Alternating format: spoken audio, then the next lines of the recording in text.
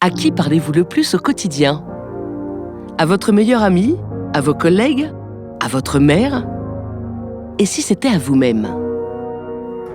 Nous avons tous cette petite voix dans la tête qui nous murmure « C'est impossible !»« Ce n'est pas pour toi. Revois tes ambitions. » Eh bien, tout cela, c'est ce qu'on pourrait appeler des pensées de merde. Reprogrammer votre réalité, c'est possible. Pour cela, nous allons d'abord voir comment fonctionnent nos pensées, puis plonger dans notre cerveau pour y trouver la perception. Enfin, nous allons explorer le champ de l'action pour mieux nous approprier cette réalité qui nous entoure. Les pensées. Si on s'attendait à une petite voix intérieure qui nous coach et nous motive, eh bien, c'est raté. La plupart du temps, cette petite voix nous tire vers le bas, comme l'explique le neuroscientifique américain Ethan Kross. En plus, elle le fait avec un débit de 4000 mots à la minute, soit 20 fois plus rapide qu'à la télévision ou la radio. De quoi nous mettre KO. Donc, reprendre le contrôle sur notre petite voix n'est pas si facile. Heureusement pour moi, je connais 2 personnes qui peuvent nous aider. Eden et Pauline Martineau. Cette petite voix agaçante, c'est ce qu'Eden appelle les pensées de merde. Ce sont toutes les pensées qui viennent nous décourager ou nous identifier comme quelqu'un de limité. C'est-à-dire qu'on a appris à entendre des choses sous forme de pensées que l'on prend pour vraies. Nous vivons d'une façon complètement conditionnée. Depuis notre enfance, on nous a transmis des schémas de réussite qui nous conditionnent. Ces pensées se déclenchent comme des réflexes. Par exemple, si je passe des heures sur les réseaux sociaux, ma petite voix intérieure va me juger et me dire que je perds mon temps. Alors que si on vous avait appris justement à vous valoriser, au lieu de voir que c'est une perte de temps, vous vous regarderez comme quelqu'un qui est en train de trouver, par exemple, l'inspiration ou l'idée du siècle en observant le monde. Et en fonction de ça, vous allez vous regarder d'une toute autre façon et justement ressentir et vivre différemment. Exactement. En fait, la mémoire n'est pas stockée dans un lieu précis du cerveau, elle est stockée au sein de toutes nos synapses. Les neurosciences ont récemment démontré que tout au long de notre vie, on a la possibilité de modifier ses souvenirs. On efface le souvenir négatif pour reprogrammer un souvenir positif par-dessus. Ça s'appelle la remédiation cognitive qu'on utilise en thérapie cognitivo-comportementale. On recrée en quelque sorte de la mémoire neuve qui est plus bénéfique pour nous. Tout vient de ce que l'on se raconte et surtout de la façon dont on se le raconte. Mais pourquoi dans notre cerveau, on se raconte des histoires et on se fait des films? C'est parce que le cerveau est en permanence en train de modéliser la réalité. Ce sont des automatismes. En fait, le cerveau crée continuellement des modèles de prédiction pour anticiper ce qui peut arriver et du coup, gagner du temps. Par exemple, si on voit une main qui s'apprête à faire grincer ses ongles, notre cerveau va instinctivement anticiper une réaction désagréable, même si le bruit ne s'est pas produit. C'est ça, un modèle prédictif. Cependant, le cerveau est régulièrement en train de se tromper. Il fait continuellement des erreurs de prédiction. Et c'est sur la base de ces erreurs de prédiction qu'on peut apprendre. Mais sur quoi se fondent nos pensées pour se représenter la réalité? Pour comprendre cela, ça nous amène à notre deuxième partie. La perception. Pour être honnête avec vous, j'ai toujours cru que c'était nos pensées qui dirigeaient notre corps et nos actions. Mais la réalité n'est pas aussi simple que ça. Il faut imaginer que le cerveau, c'est un ordinateur absolument sourd et aveugle enfermé dans une boîte. Il n'a aucun accès direct au monde extérieur. Nous avons vu que le cerveau émet des hypothèses pour tenter de prédire et se représenter la réalité.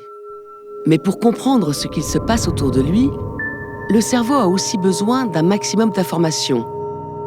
Celles-ci lui parviennent par le biais de ce qu'on appelle la perception. Le corps fonctionne alors comme un gigantesque réseau de capteurs. La vue, l'ouïe, le toucher et les autres sens remontent des informations de l'extérieur. C'est l'extéroception. À l'inverse, pour la perception des sensations de notre propre corps, la proprioception, mon cerveau va capter le degré de contraction musculaires de chaque membre, sa position dans l'espace, et ça va lui permettre de les situer et de pouvoir coordonner les mouvements dans la réalité qui nous entoure. Par exemple, si je perçois un danger en marchant, je vais recevoir un signal d'alerte à l'intérieur et automatiquement je vais adapter mon comportement et prendre mes jambes à mon cou. Mais j'aurais pas besoin de voir mes jambes et de réfléchir à courir pour fuir.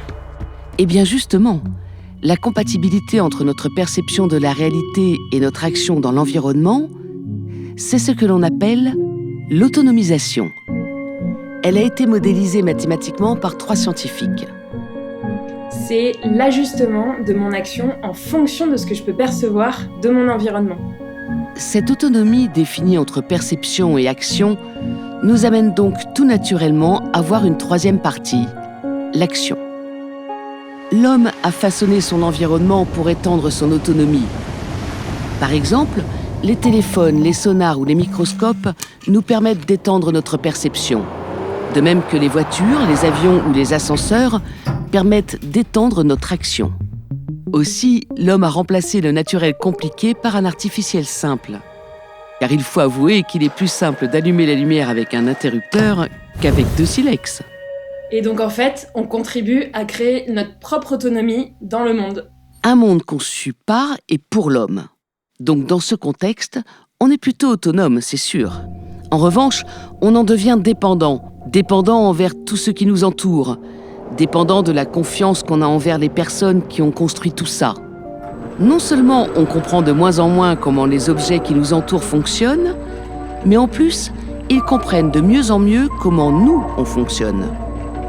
Car comme le docteur Frankenstein, le créateur d'une technologie la crée à notre image, à l'image de la représentation qu'il se fait de l'utilisateur et de ses usages. Donc, comment reprendre le contrôle ? Un bon moyen de regagner de l'autonomie sur les technologies qui nous entourent serait de chercher à comprendre leur fonctionnement ou de déconstruire différents objets qui constituent notre réalité, pour voir quelle image de nous-mêmes ils contiennent. Même un... Yeah, especially a sex toy. Alice a lancé la Touchy-Feely Tech.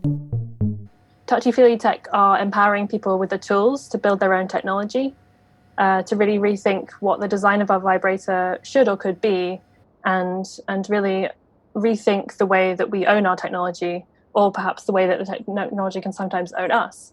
Ainsi, on a besoin de personne pour le plaisir et besoin de personne pour le construire. On devient doublement autonome. Par ce projet artistique et technologique autour d'un objet habituellement tabou, Alice nous fait appréhender les STEAM, sciences, technologies, ingénierie et mathématiques.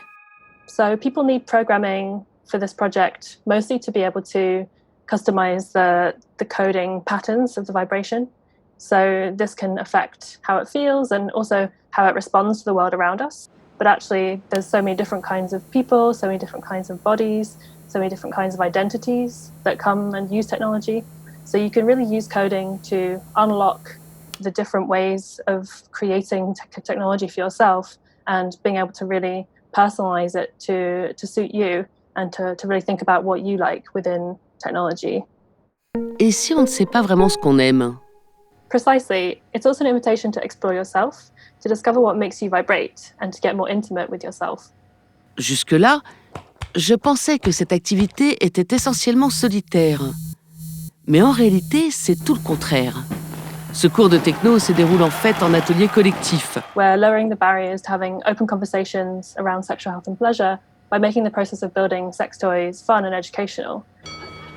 We smash taboos and we talk about intimacy, and we're open to ourselves as well as others. La sex education par la tech en quelque sorte. Ainsi, on a besoin de personnes pour reprogrammer nos pensées qui sont stockées dans notre cerveau et construites à partir de la perception. De plus, par son action, l'homme cherche à étendre son autonomie sur son environnement, mais devient de plus en plus dépendant des technologies. On agit donc sur la réalité pour construire celle qui nous convient, en accord avec notre corps, nos pensées et la technologie, tout en s'ouvrant aux autres.